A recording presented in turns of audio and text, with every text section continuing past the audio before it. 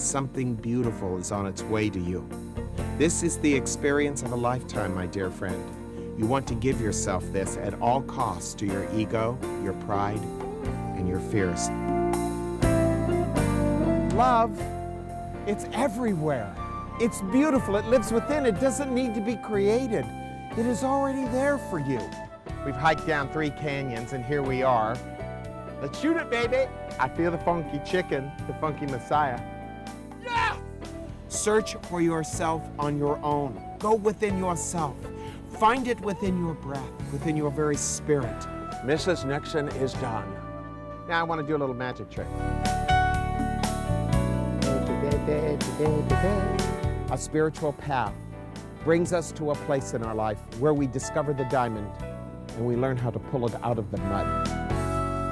It's all very interesting.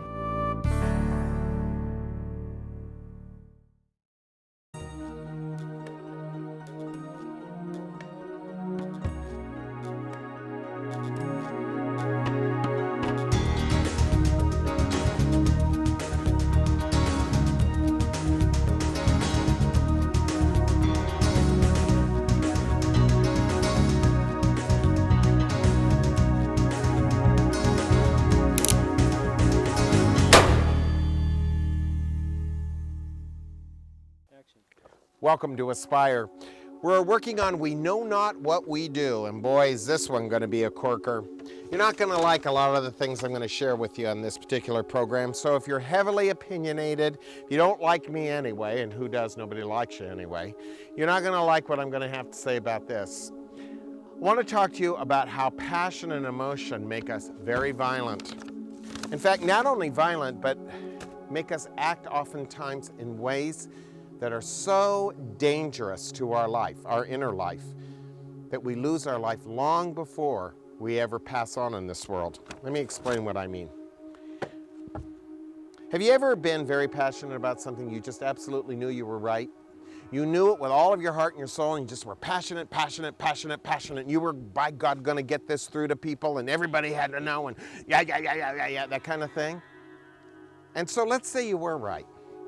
And let's say you convinced a lot of people passionately that you were right and that you're a good person, or whatever it was that was going on in your world at that time was incorrect and you're out in the clear. What did you lose by being passionate? You may have won the battle, but you've lost the war inside. People may have a different opinion of you for now, but later on, you have to look at what you've lost in your ability to hold your silence. To me, the measure of a person's life is how they're able to hold silence inside of themselves. To hold your silence means to be deeply focused in the gaps between one thought and another. Breath in, breath out. It is in the ability to focus between our thoughts, to hold the gap inside of us, that we find the feel of our life, not the emotions and passions of our life. That's the meaning of a human being's life. Now, if you look at it, who's interested in that? How much of your and my life has been spent emotionally trying to gain some kind of gratification and satisfaction for whatever it is we believed in and wanted, so we could be right in the face of other people's opinions of us, and at the same time lose our inner spiritual perspective on our own life and ourself. I've been a counselor for a long time and a teacher for a long, long time. There are some people who have lost their character inside. What do I mean by that? They've lived so frequently in the gratification of their emotions and passions that they so dearly loved that they are no longer able to listen anymore. They can't hear the sound of one hand clapping. They can't hear the beat of their heart and follow it, the rhythm of silence. Even in nature, they can't hear it. They've got to constantly have something plugged in their ears or some kind of music going on inside of their life so they don't have to deal with the pain and the hurt that's going on. The most passionate people I know are the ones who have the highest sense of anger, personal violence, and what they like to call desire. A lot of people don't think there's anything wrong with being desirous.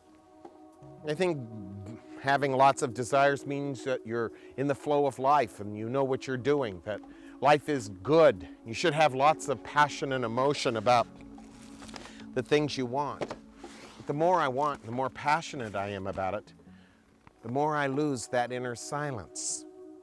And the more I lose that silence, the more I lose love. The ability to feel love.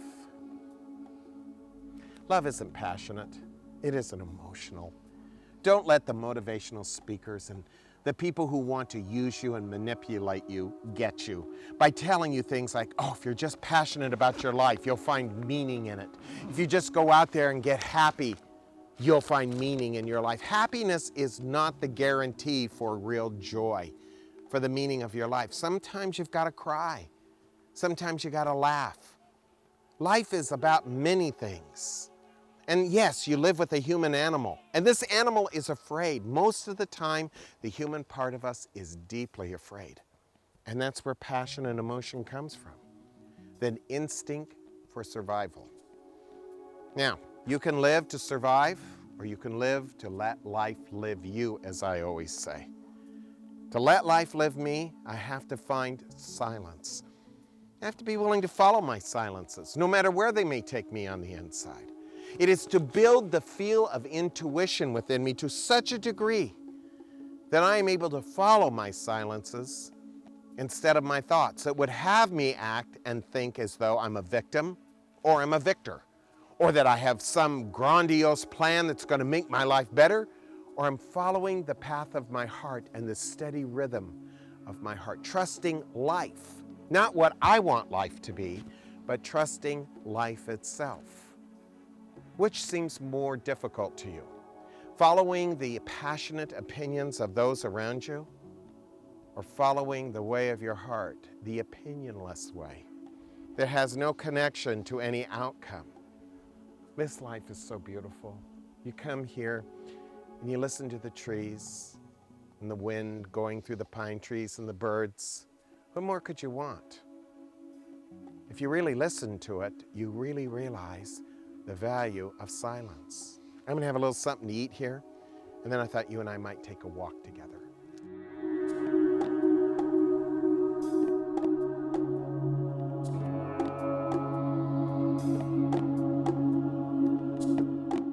Let's talk about the meaning of our life.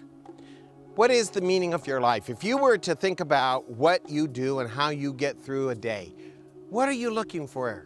What is it that gets you through a moment? Are you living each and every moment to its fullest, to its totality? What gets you through your life? What do you find meaning in? Well, for some people, it seems to be food. Boy, that's a big one for a lot of us. Alcohol, sports, entertainment, sex, religion, philosophy. There's all sorts of things that we use to gratify our emotions, to make us more passionate about whatever it is that we think will keep us away from our pain.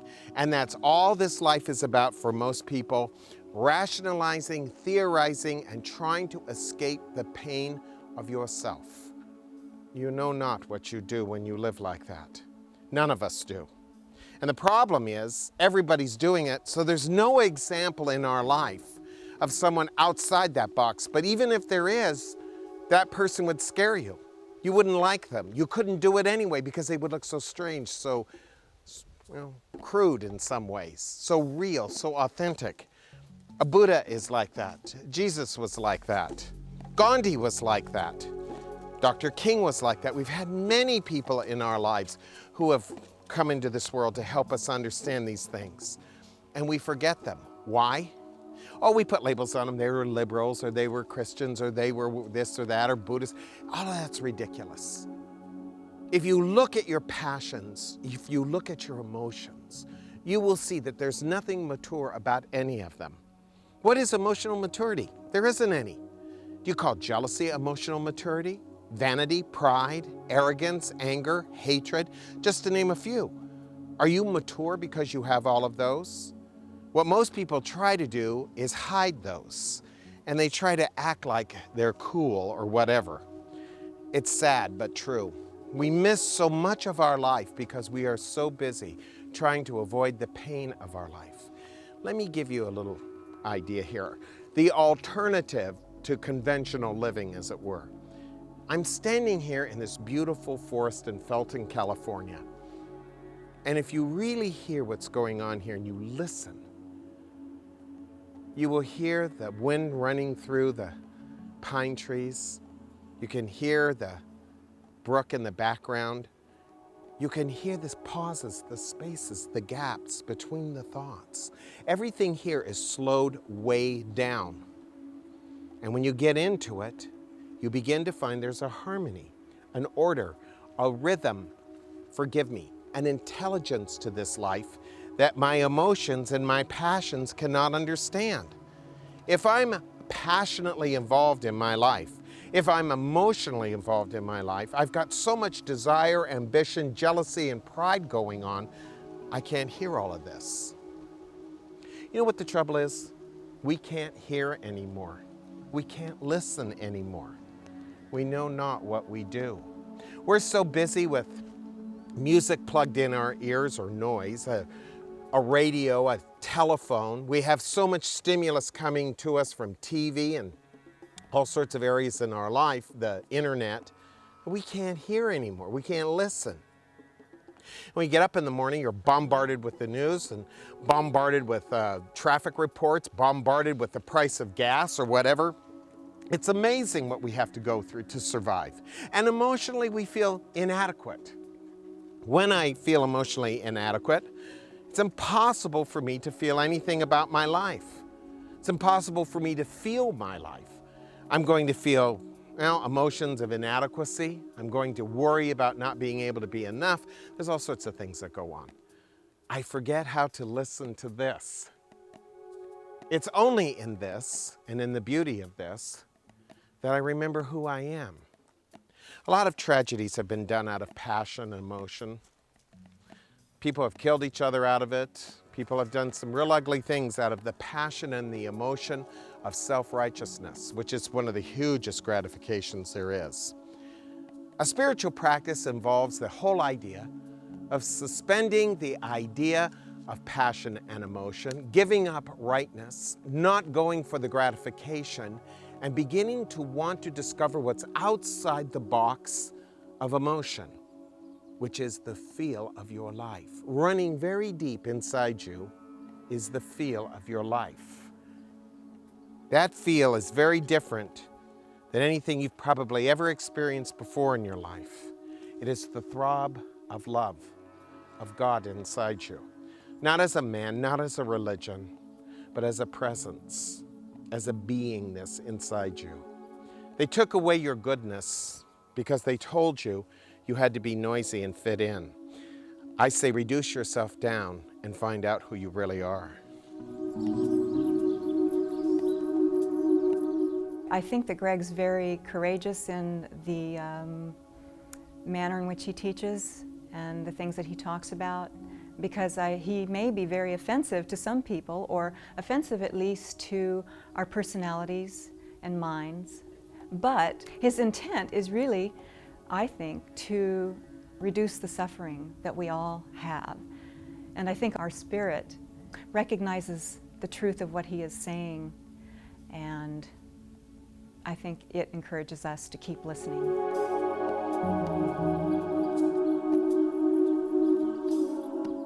So will you be more successful if you meditate? Oh, what an ugly question. Everybody wants to be successful. Now, it depends on what you call successful. Do you mean, are you going to be able to control the elements of your life? Are you going to be able to bring in money and power and women and men and have your way with your life? Not hardly.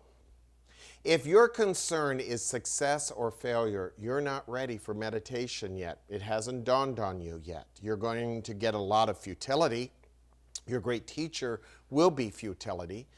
No, meditation isn't about making you successful. Was Buddha successful? Was Jesus successful? Was Gandhi successful? You could say yes and you could say no, but not in the worldly way. What will happen is you will have a sense of mingling harmony with life. Meditation brings me into the harmony of my life. It doesn't make me control life. If you're one of those control freaks that needs to go out into the world and control your life to get what you want, to be the most powerful person you can be, forget about meditation until you've had some more pain and suffering, and you can finally come to the place and say, Father, not my will, but thy will be done. That's the power of meditation. Surrender into love. And most people are not interested in surrendering anything of themselves into love. They're interested in controlling their ideas of love and getting love for their own selfish gain. There is nothing selfish about meditation. It takes compassion, focus, and dedication beyond the mind's ambition.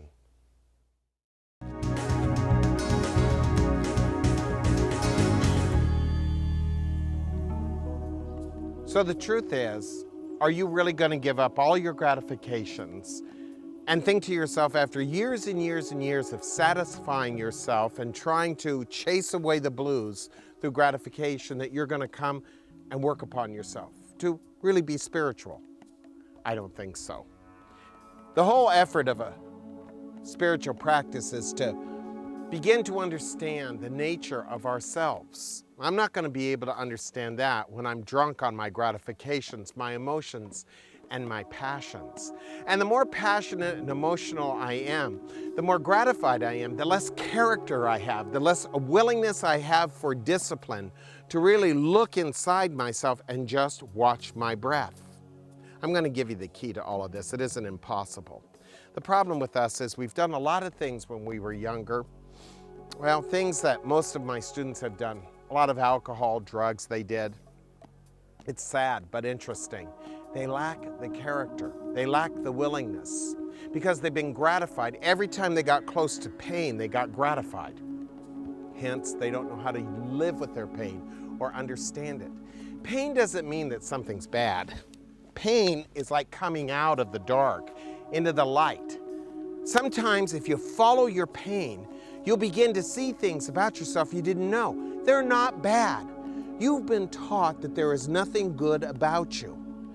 You lack the character to persevere beyond your gratifications into your pain and out the other side, because for years and years and years, you have convinced yourself that there is nothing else in your life but pain. And gratification is the only way out. It's not true. There are other ways to look at it. If you are brave on the inside, and you are willing to drop your ego, your vanity, and your pride, if you're willing to no longer hold a judgment about yourself or others, and live without a motive of right or wrong or good or bad, you will come out of the dark and into the light of yourself. All you have to do is persevere. Perseverance is to go on and on and on, outside the box. The box of what? Fear that I won't be gratified and relieved of my pain. That is the ultimate step inside a spiritual practice. What we are trying to do in our inner work is not gratify ourselves, but to find how to live without a motive. Yeah, that's it, without a motive. I don't need a motive to meditate. I ask my students, I trick them all the time. I say, why are you meditating? Why are you studying? Maybe it's time for you to leave. Quit. Oh, a lot of them would love to quit. A lot of them do quit. Very few of them see what I'm doing. They go, no, no, no. I know what you're doing. You're trying to make me run from my pain again. I'm not going there anymore. You're running from your life when you're running from your pain.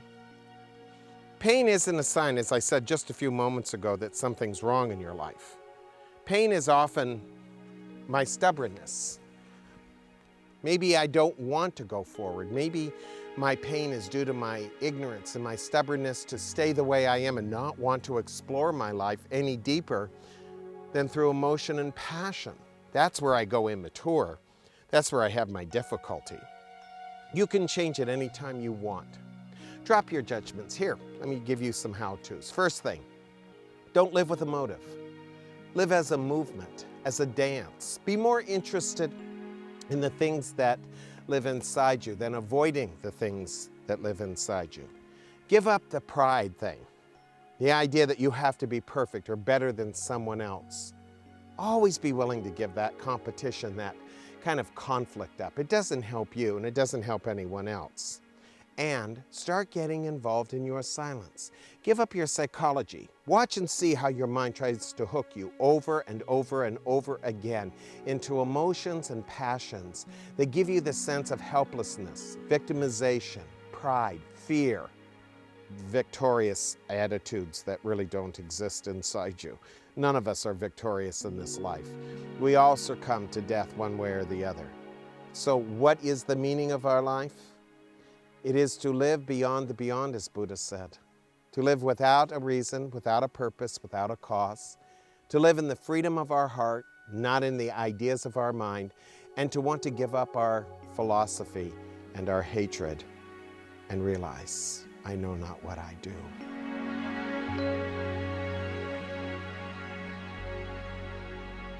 No one has any kindness left. No one has any compassion or any ability to slow down and think about what they're doing before they do it.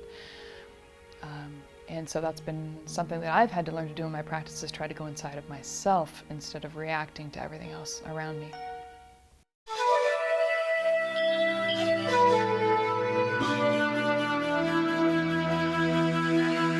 Well, here is a real important question from somebody in Encinitas who asks me, why are there bad people in life? And why do bad things happen to good people? This is a lot of garbage. Remember this book that came out years and years ago, Why Do Bad Things Happen to Good People? Whatever makes you think there is good people and bad people? Which one are you? I'll bet you I could go into your life and prove that you are the most wonderful person that ever lived. And I bet you if you give me enough time, I could also prove you're one of the worst people that ever lived. So what is the issue of good and bad and right and wrong? People are human.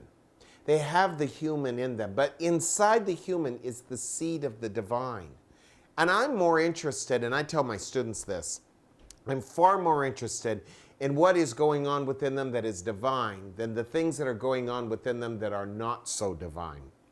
I'm not interested in your faults. I'm not interested in your criticisms. I'm not interested in how you hate yourself. I'm interested in the goodness, the intrinsic goodness of your being. And to me, life is not about who's good and who's bad, and that only good things happen to good people and only bad things happen to bad people. Now, I've lived in this world long enough, and I've seen plenty of good things happen to people who did heinous things in this world.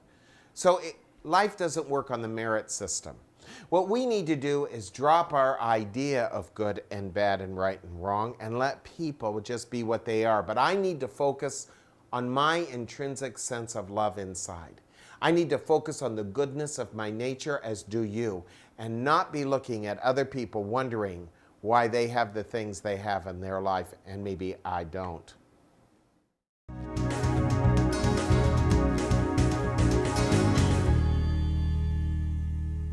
Let me give you a little how-to on this one, because this was a difficult talk. Start to look at your fears. What are you afraid of? Instead of saying, I'm not afraid of anything, nothing frightens me, be honest with yourself. What is it that frightens you? Is it pain? Is it death? Is it rejection? Whatever it is.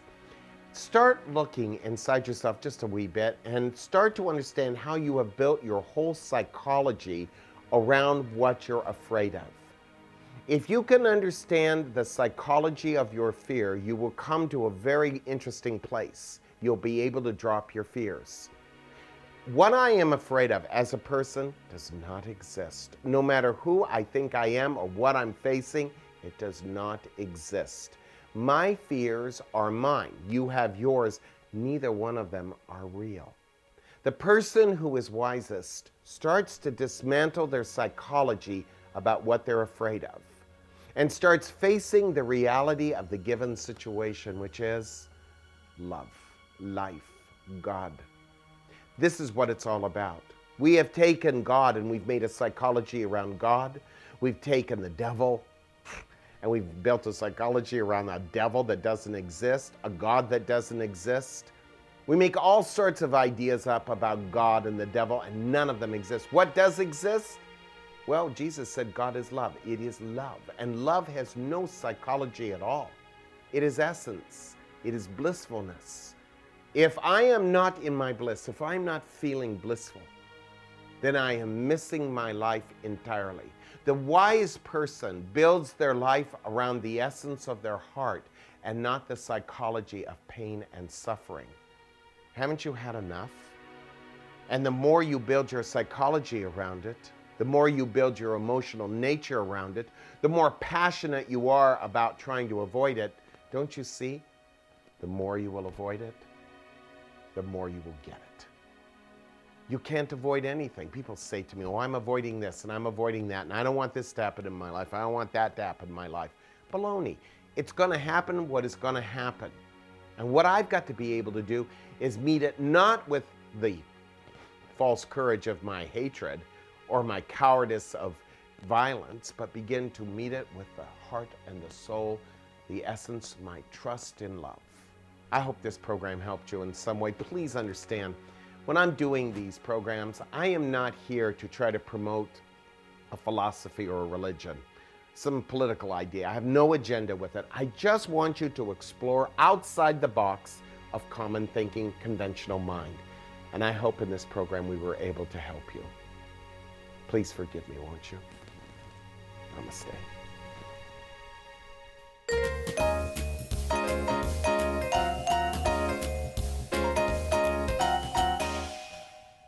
As long as there is you and I, there's no seeing the Tao. If the you and I disappear, can the Tao be seen? When you and I disappear, who is there to see it?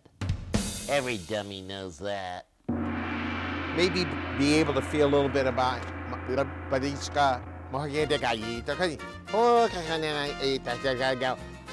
Oh, we are not in Cambodia. Okay.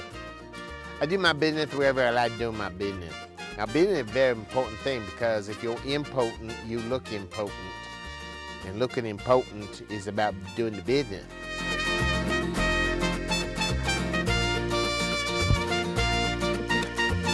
A lot of people aren't into love. They're into passion and emotion because, oh, y ve, Tijuana Mexicana. Makeup. Sorry, Greg. You know what I mean? There's just so much. All right, let's do it again, Mitchie boy. Yeah, got another one in you, Mitchie boy? Welcome to this. I don't know. Let's do it again. We're a very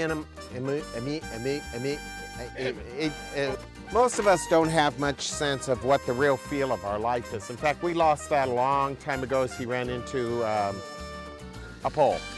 Time for lunch. So deeply grasped into. Those things, those... let's do it again. Oh, that was cool. Jerry! Jerry! You need to come home for dinner now! A henpecked guru! Jeez!